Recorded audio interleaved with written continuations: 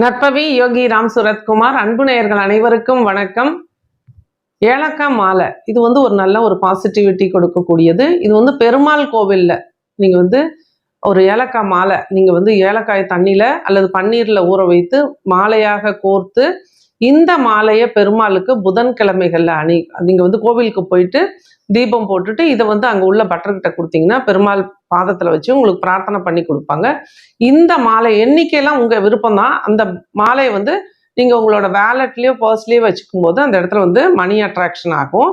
அந்த இடத்துல உங்களுக்கு பண வரவு அப்படிங்கிறது நிச்சயமா இருக்கும். கூடவே பச்சை கற்பூரமும் கொஞ்சம் வைத்திருக்கும் போது அந்த இடத்துல ஒரு உங்களை அறியாம ஒரு நல்ல ஒரு செல்வ நிலையை உயர்த்தக்கூடிய சில எனர்ஜி அந்த இடத்துல கிரியேட் ஆகும். அப்போ உங்களுக்கு ஏதோ வராத பணம் வர்றதுக்கு, உங்களுக்கு உழைப்புக்கேற்ற ஊதியம் கிடைக்கிறதுக்கு, திடீர் ஒரு அதிர்ஷ்டம் கிடைக்கிறதுக்கு இந்த ஏலக்காய் மாலையும் பச்சை கற்பூரமும் எப்பவுமே உங்க வேலட்ல இருக்கிறது ரொம்ப சிறப்பு. இது மந்த்லி ஒன்ஸ் நீங்க மாத்திடணும். ஏன்னா அந்த ஃப்ராக்ரன்ஸ் அந்த வாசனை அப்படிங்கிறது கொஞ்ச நாளைக்கு தான் இருக்கும். அப்போ அதோட சக்தி இழக்கும் பொழுது நம்ம புதுசா இதை மாத்திக்கிறது சிறப்பு. நன்றி, வாழ்த்துக்கள். நற்பவி.